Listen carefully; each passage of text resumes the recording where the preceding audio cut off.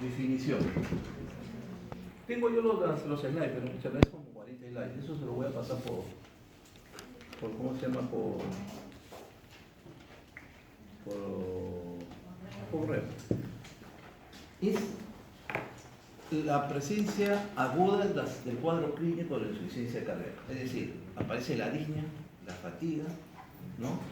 Signos de congestión o de hiperperfusión de forma súbita, ¿no? Es que puede ser una insuficiencia cardíaca de novo. O tenemos el paciente con un diagnóstico previo de enfermedad cardíaca crónica que reagudiza su síntomas. ¿Por qué? Porque era un paciente que ya se había infartado previamente, quedó mal la fracción de eyección, ha vuelto a tener un síndrome coronario y ese poquito de músculo que le faltaba para descompensarse se murió y hizo algo. ¿Quién más? Una miocarditis o una miocardía, una mujer embarazada joven, no, la fase aguda, por ejemplo, en aguda, retornando, que se embaraza todo normal y hace una cardiopatía postparto, miocardia postparto, fase aguda.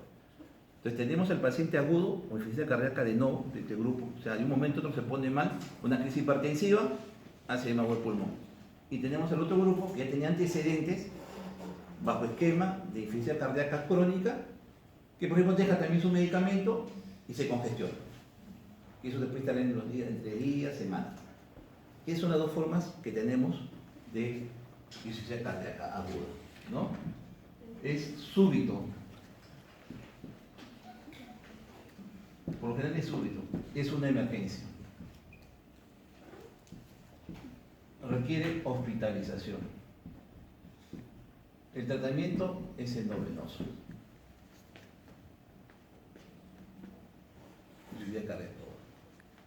Ya sabemos que puede ser de novo o puede ser una insuficiencia cardíaca, ¿no?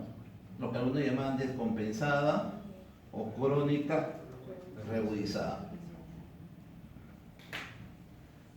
Entonces acá vamos a tener que saber, en un momento hemos dicho que el diagnóstico de insuficiencia es un diagnóstico de mucha anamnesis. El cardiólogo tiene que saber las evoluciones naturales de la enfermedad. De preguntar, este paciente ya toma medicamento, uno va haciendo y va hablando, la mamá, la esposa, la querida, la conviviente, lo que sea. ¿Toma aspirina? No. ¿Es diabético? No. ¿Está mal de corazón? No. Operar, todos los datos, ¿no? Uno que pueda dar, para saber si esto hay posibilidad que sea agudo o sea un crónico realizado. En el cuadro clínico, un binomio que es importante: signos de congestión y signos de hipoperfusión, que van a encontrar siempre el cuadradito famoso, ¿no? B, C, A, L. ¿Han escuchado ese cuadro, no? Paciente húmedo, seco.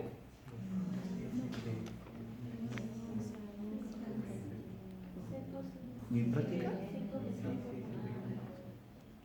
¿Dónde han hecho práctica ustedes? Como el doctor siempre enseña en esta nota autodidactos, no, para poder ustedes abordar a un paciente agudo. Este cuadro es distinto a lo que es clasificación de falla cardíaca crónica. De hecho, hemos dicho que como es un síndrome que tiene síntomas, tú lo abordas al paciente a la cabecera. Es una emergencia, estamos situados en una unidad de trauma de emergencia, o ustedes están en su posta médica. Entonces ustedes lo tienen que abordar a la cabecera, con lo que tienen. Ese es el cuadro clínico. Entonces tú tienes cuadros fundamentalmente acá, de congestión, ¿no? Es un paciente cálido y húmedo. Y acá básicamente el BC es frío y húmedo. Estos son los principales que nos interesan a nosotros. Entonces, yo tengo que ver este paciente qué cosa tiene. Congestivo, hablando, crepitantes, ¿no? O crepitantes en todos los pulmones. Si tiene edemas, incrustación yugular, tiene, ¿cómo se llama?, hepatomegalia. Estamos hablando de signos de congestión, más aún si tiene expectoración espumosa clásico del edema del pulmón. El otro, hipoperfusión. ¿Cómo es un paciente hipoperfundido? Frío. Paciente frío, diagnóstico, con presión baja generalmente. En la insuficiencia aguda puede haber con fracción de eyección conservada y con fracción de eyección deprimida. No es que siempre está alterado la fuerza del corazón. Y lo que nosotros estamos viendo más por el tema de la hipertensión que está en aumento, no se olviden que hay estudios que en el Perú dicen que el 25% de la población de edad adulta es hipertensa. Entonces, este tipo de clasificación nos va a permitir abordar al paciente y darle un tratamiento oportuno de emergencia. Tenemos otra clasificación, que es la que menos se usa, de acuerdo a la presión arterial. La literatura dice con presión arterial alta, quiere decir con mayor de 140, y uno dice con presión arterial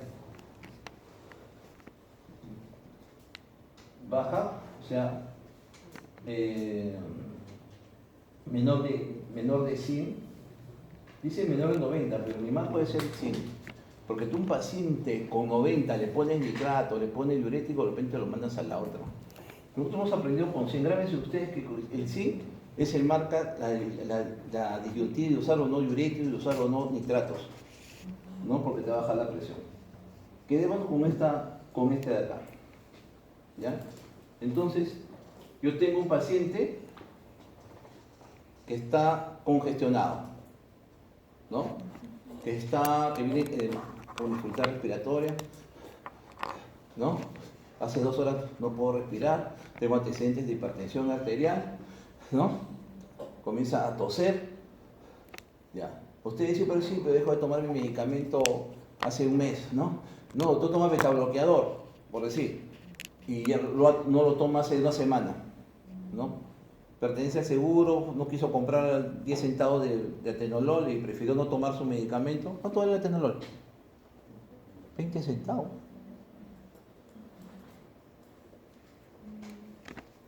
O sea, si hay gente que no puede comprar el atenolol 20 centavos, hasta que es bravo, ¿sí o no?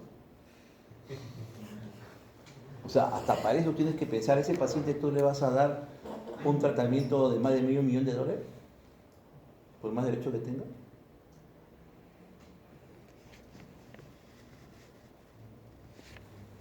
Es su derecho, sí, pero ese paciente va a tener que comer de manera distinta, cuidarse. Entonces, si no puede comprar lo necesario cuando el seguro no le da, tenemos un paciente que uno de los primeros que se operó en seguro, casado con una enfermera que trabajaba en el programa de tuberculosis, el Bravo Chico. El paciente se murió a los 6 meses. ¿Por qué? ¿De qué se murió? De tuberculosis multiresistente, porque es un paciente inmunodeprimido, porque toma inmunodepresores. O sea, no es cuestión de decir yo le doy a todo el mundo, sino tú tienes que escoger. Tú puedes anticoagular a un paciente que vive a 4.000 metros, le vas a poner una válvula mecánica o biológica. ¿Qué prima ahí? Mecánica. ¿La edad o la ubicación geográfica? Ubicación. ¿Ya? Porque ¿quién le va a controlar la línea de reglas? O sea, todo no hay que ser cuadriculado, no hay que ser cuadriculado. Entonces, lo tengo al paciente desesperado, famoso edema agudo de pulmón, ¿no? Entonces, la otra mnemotécnica.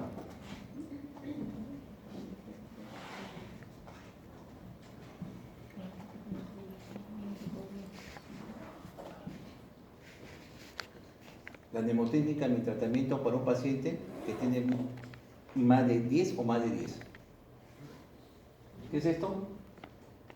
Nombre comercial de la furosemida. LASI. Si es un paciente que no usa diuréticos, generalmente 40 miligramos endovenoso. Si es un paciente que ya usa diuréticos, ¿no? El doble, 2 veces dosis diaria. Si usa, por ejemplo, 40 miligramos al día, 80, tenés que poner 80 miligramos.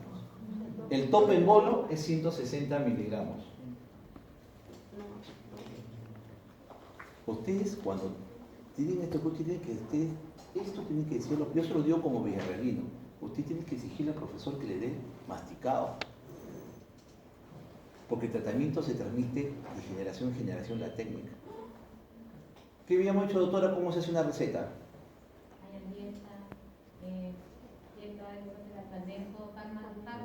Dieta, el grado de actividad,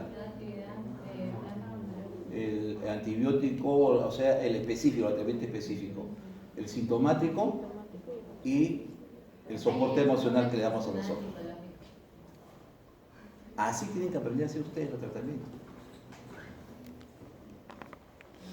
¿Esto qué es? Morfina. Solo si el paciente está muy desesperado, no puede respirar demasiado tarde, ¿no? Le podemos dar. Inclusive, ya hemos dicho, de 2 a 3 miligramos subcutáneo, hasta que venga alguien y le coloque la vía. Entonces ustedes tienen que aprender por la vía. Porque la vía se puede poner también 3 o 4 miligramos. Acá hay que tener en cuenta los pacientes que son asmáticos. Pacientes que son asmáticos hay que tener cuidado con la morfina, que puede ocasionar reactividad bronquial. Por si acaso, ¿no? O si es un edema del pulmón que ya está sibilando, hace sibilancias, tampoco, porque puede generar espasmo bronquial. Los sibilantes se ocasionan porque el tracto respiratorio se edematiza y crea una obstrucción de las vías aéreas.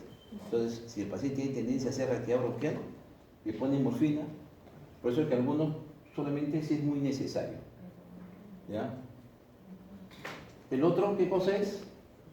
Nitrato.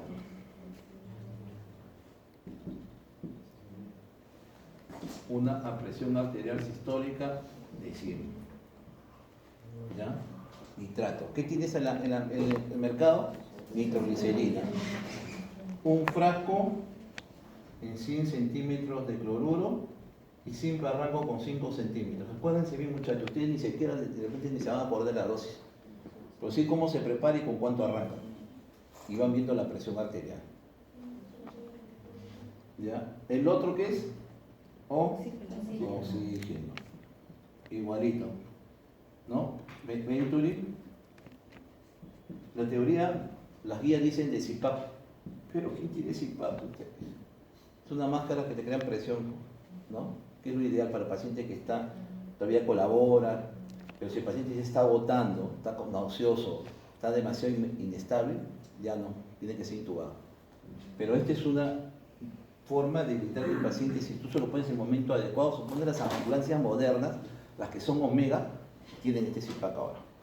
Cuando llega, lo bordan, tu máscara, ¿no? Pero cuando ya es tardío esta intervención, el paciente generalmente ya está agotado, está acá, no terminan de intubar. ¿Qué puedes tener? Venturi, ¿no? Venturi al 50% como mínimo, o si es mucho más terrible, con bolsa de reservorio, ¿no? Máscara con bolsa de reservorio que te puede dar hasta 100% de oxígeno. Ojo, no hay que eso. Suficiente es una saturación mayor de 92, para otros mayor de 94. Yo creo que con mayor de 92, más que suficiente para mantener la curva de disociación, ¿no? De oxígeno a hemoglobina. ¿Qué más? ¿Qué significa esta P? A ver.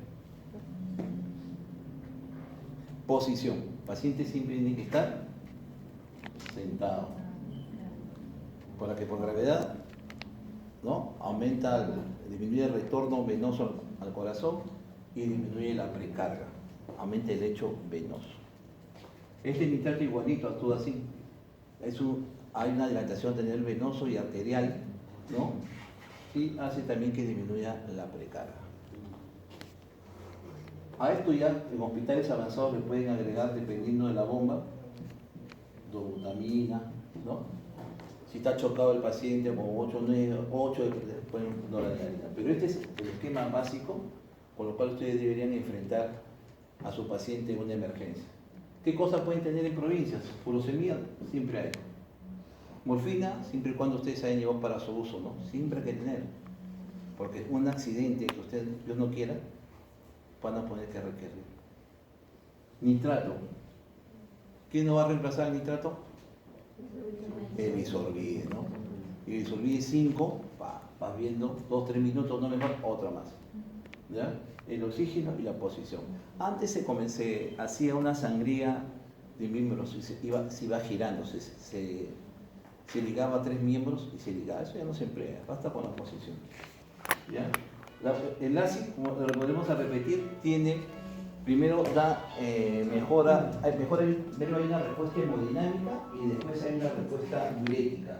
Si a los 30 minutos el paciente no ha orinado nada, puede dar una segunda dosis. Inclusive puede plantear darle hasta la doble de la dosis. ¿Ya? O sea, 30 minutos debe estar orinando el paciente.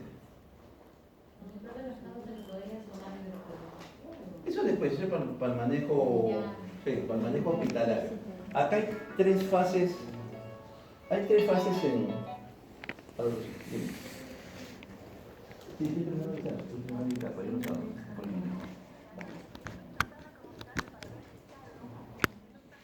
El manejo, tú tienes, lo que estamos, el tema de la clase es ubicarnos como en el contexto de la verdadera emergencia, porque tienes 3 fases en el tratamiento.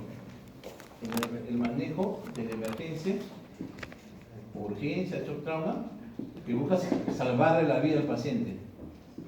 O sea, lo tienes que estabilizar.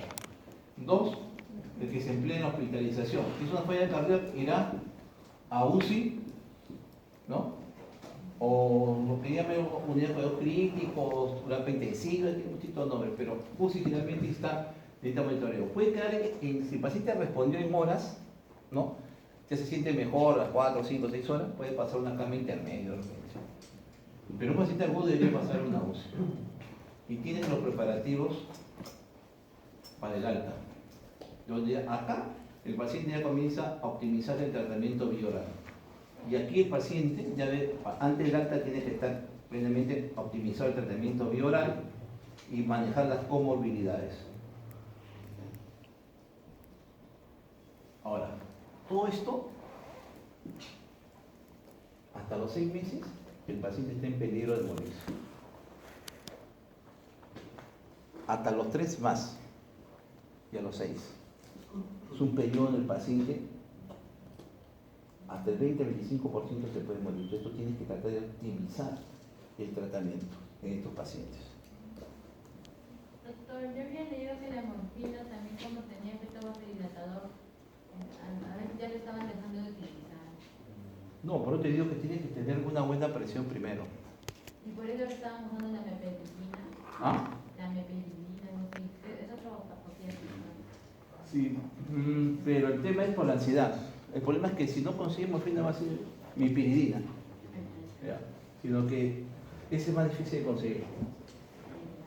¿No? Mira, ¿cómo te quisieras morir? ¿Ahogada? Dormidita. O sea, en los hospitales nacionales te puedes poner exquisito, en la disquisición inclusive no dar morfina porque al final el paciente lo puede intubar, lo puede sedar. Pero Sihuas, provincia de Ancash, Callejón de Conchucos, ¿lo vas a ver para el paciente morir? Estamos hablando que este paciente va a ser posterior al uso de nitrato. Lo único que vas a tener posiblemente sea de nitrato isosorbide o nitroglicerina. Si el paciente con estos mejora y con su diurético también mejora, bacán. Pero si es un paciente que no mejora, este paciente se va a encharcar. Porque esto se da por consecuencia de ¿qué? Del aumento de la presión hidrostática. ¿No? Se llena el alveolo, ¿no? Y el intersticio, el líquido. Es un pulmón que ya ha perdido su elasticidad. Entonces, si lo puedes, tu manejo depende del contexto en que estás. Yo les hago hincapié en lo que me ha pasado a mí como joven, como médico. Y lo que yo he podido hacer siendo ya cardiólogo cuando alguna vez he ido de visita y me han llamado para ver esto. No he tenido más que solamente isolvide, morfina que yo siempre cargo en mi carro y nada más. Y tratar de dormirlo al paciente. Ahora, el contexto que me hablas de Revalía Almenara, ahí tienes pues un montón de cabezas, pues, ¿no? Ahí inclusive se pueden poner a ver el último trial, quién están a favor de la morfina, quién no están a favor, ¿no? Pero lo que digo que nosotros usamos, seguimos usando. ¿Se sigue usando digoxina? Se sigue usando digoxina, ¿no?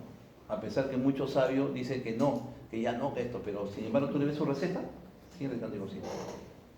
La verdad de las cosas. Ya, entonces este es para edema agudo de pulmón, ¿no? El paciente generalmente está caliente y está congestionado. Y el otro rubro, ¿no? Y que responde generalmente a la hipertensión arterial. El otro grupo es el paciente con FA, que aumenta la frecuencia cardíaca y el paciente se congestiona. ¿El plan cuál es? Si estamos en realidad es muy inestable, está chocado, si hay compromiso y conciencia con presión arterial menor de 90, cardioversión.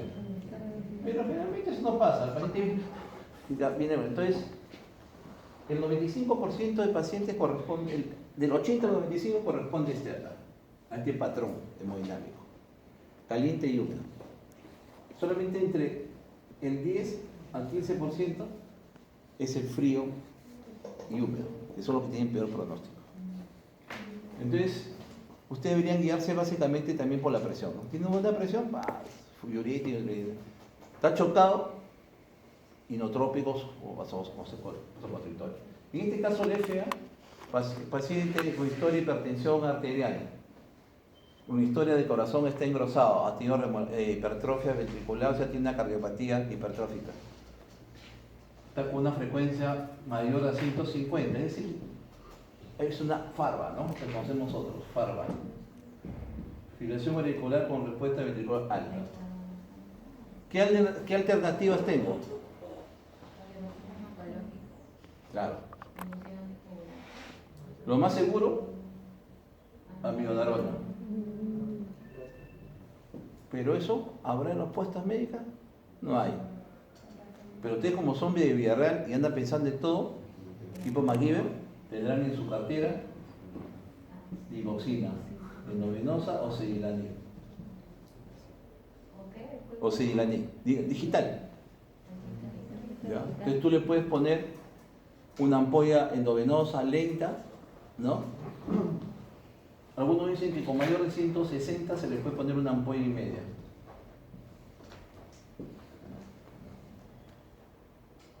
Y repetir de repente a la hora y media, 2 horas. Si no baja, le puedes repetir. Ahora verán, pero como siempre hay un ensayo por ahí, pero doctor, si tiene falla renal, ya piña, pues, ya se vas a poner a pensar en todo, nunca le vas a dar nada, pues. No, porque siempre me hacen, no me he hecho la pregunta, y tienes hasta que ya pues, no tengo amiodarona, no tengo nada, y encima es, en esos sitios tienes que actuar porque ahí pues no, claro. ¿Y qué hace pues, también un pata con falla renal pues, en la provincia? Pues? No, yo le digo porque el que lee mucho se pone en plan, pero si tiene esto, y tiene potasio 2.5, miércoles, gusta que sí, pues. ¿Sí o no? Claro, pues si tiene un shock cético, tiene 2 puntos de mucha madre, claro, pero es lo único que tengo, pues. ¿No? Claro, lo ideal sería darle amiodarona, monitorizarlo, pues. Pero, peor este cuento. Pero, ¿qué va a pasar? ¿Qué va a pasar? Que generalmente yo agarro 50 postas médicas, te apuesto que no encuentro un digital en ampolla. Yo digo, porque yo viajo por todo el país. Tenemos propanolol.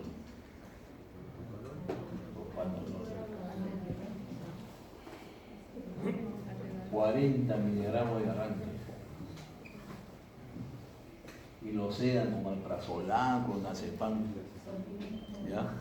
Y esperan ahí unas 30 minutos, 40 minutos, le clavan otros 40 si no bajaban.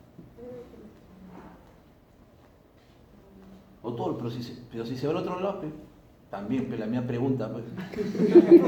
Si yo sé por teoría que hasta 240 miligramos le puedo dar al día al paciente.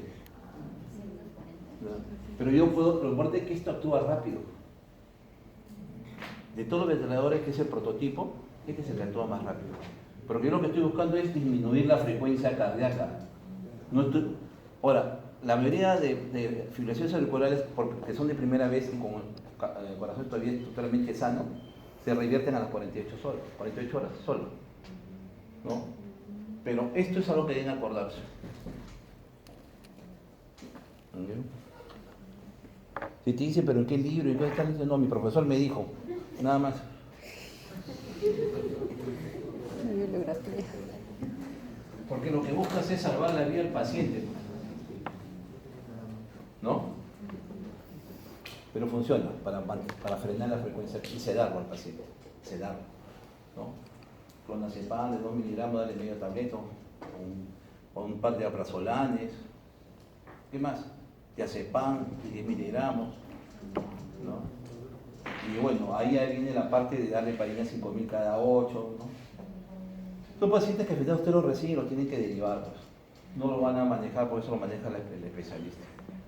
Pero si el paciente se siente bien con una frecuencia menor, la idea es alcanzar una frecuencia cardíaca menor de 100. Menor de 100, ¿no? Ese es el objetivo, menor de 100. Ya, eso es lo que tiene que ver con qué hay que hacer. Y el otro, shock cardiogénico, ¿no? Shock cardiogénico. Presión arterial sistólica menor de 90. Compromiso de conciencia. ¿El shock? ¿Un paciente que está despierto puede tener shock? No, pues, ¿no? Porque aquí está hablando de hipoperfusión, va a haber oliguria.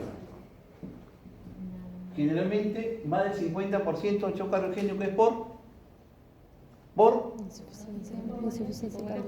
hipovolémico. Shock cardiogénico causa de el infarto. El infarto.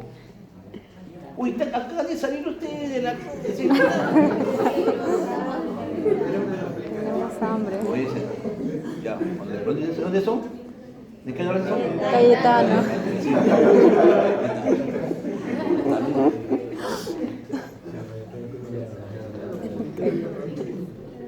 Entonces, acá el manejo sí es con hipnotrópicos o vasoconstrictores. ¿Ya? Es un corazón que tú le pones el ecora. Es un paciente que necesita, pues, a la cabecera entra el shock trauma, su electrocardiograma, lógicamente, para ver que no sea un infarto, ¿no? Y el otro una ecocardiografía, ¿no?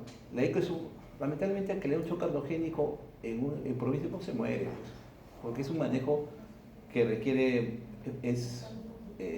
fármacos invasivos, necesita soporte ventilatorio, necesita soporte de asistencia ventricular, balón de control. O sea, si la mortalidad ahorita ha bajado 50%, yo creo que en provincia es el 80%, hasta más. Entonces, si el paciente ingresa con una presión arterial de 90 y ves que el corazón no se mueve, o sea, acá la dobutamina. Pero si tiene una presión arterial menor de 80, la noradrenalina para manejar presión. Paciente hipotenso en el marco de un corazón malo, noradrenalina. Porque si le ponen dobutamina a un paciente que tiene menos de 80, se puede chocar aún más. Porque actúa a nivel periférico, tiene un efecto B2 leve, pero tiene. Y se puede caer. ¿Ya? Entonces, ahí el manejo es eso. Entonces nosotros tendremos para un shock cardiogénico NPO, reposo absoluto, dobutamina, ¿no? Si presión arterial sistólica mayor de 90, o noradrenalina, si presión arterial sistólica, si es menor de 80. Pero acá, ¿cuánto hemos dicho que nosotros la presión arterial media debe ser? No menos de 65. Pero el paciente que es hipertenso, toma un medicamento para la hipertensión, debe ser por lo menos 75. ¿Qué más va a requerir este paciente? Heparina no fraccionada, 5.000 cada 8, o heparina de infusión. La heparina de infusión se prepara un frasco en 500 centímetros de cloruro y se da a un promedio de 20 centímetros para dar 1000 aproximadamente unidades por hora. Eso es más o menos. ¿Y se va a corregir? ¿Con qué se corrige la anticoagulación? INR. Ese es para warfarina. TTP, ¿no? Cuando tú tienes el TTP, que tienes que conseguir 1.5. Si estaba en 60, lo tienes que llevar a 80 más o menos. 80. ¿Qué más va a recibir el paciente mientras que espera su ambulancia para que lo lleven a su hospital? El oxígeno, ¿no? Acá tenemos el oxígeno acá. ¿No? O también, si el paciente está chocado, no la furosemida, pues, ¿no? Luego que el paciente comienza a mejorar la presión, mejora la presión, suspende noradrenalina y lo deja con dobutamina. El paciente ya tiene una presión de 10, ¿no? 10, 11, le agregas furosemida. ¿No? Porque para que el paciente orine, tiene que haber presión y tiene que haber agua. Entonces por ahí no estaría mal, ¿no? Darle a este paciente chorritos de reto de volumen, que el paciente con shock cardiogénico puede ser 1 o 2 retos de cloruro de 250. Esos son los retos de volumen para pacientes con falla cardíaca. Poquito se le da, dosis mariconcitas. Ese término apoyado por el doctor Mendares. ¿No? Es una evaluación, o sea, yo tengo que asegurar que haya agua, ¿no? Para que el diurético funcione. Y también los sinotrópicos. Entonces, este está medio seco, ¿será o no será? Le doy una dosis mariconcitos reto 250. Veo que de repente mejoró un poquito más. ¿Cómo me puedo dar cuenta si el paciente también le falta volumen? Si yo el paciente lo tengo con 960, está echado, y yo levanto los pies y mejora la presión, quiere decir que le puede faltar volumen. Entonces, amerita el reto. ¿Ya?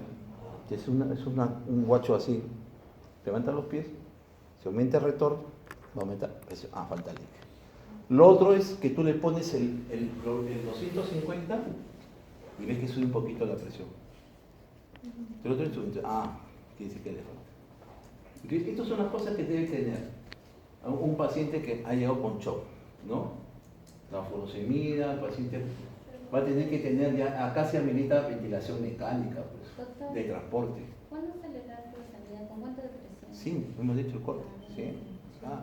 Pues tienes que asegurarte que haya agua, que haya presión, porque un paciente, tú le das diurético o una presión de perfusión menos 65, no va a orinar ni a palo, porque no tiene presión interglomerular, ¿no? Entonces, esto es lo mínimo que debe tener. Ahora, estamos hablando para un hospital nivel 1 o 2, donde habrá pues, un ventilador de transporte, ¿no?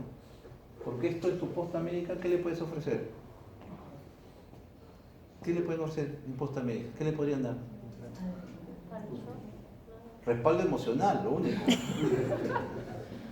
¿No? Porque ¿dónde vas a sacar butamina? ¿Dónde vas a sacar noradrenalina? Tienes que poner línea arterial media.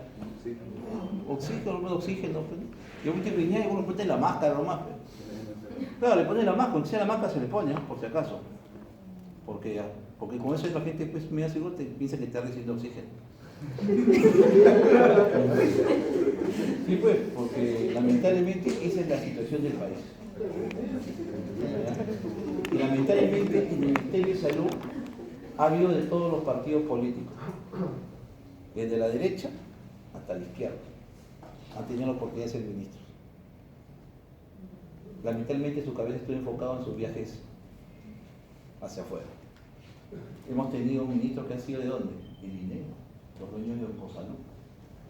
Lo primero que se preocuparon fue de traer un acelerador lineal al país. Oncosalud. Yo he tenido gente de izquierda. Son las formas más típicas con cual se presenta la insuficiencia cardíaca aguda. ¿Alguna duda de eso? ¿Alguna duda?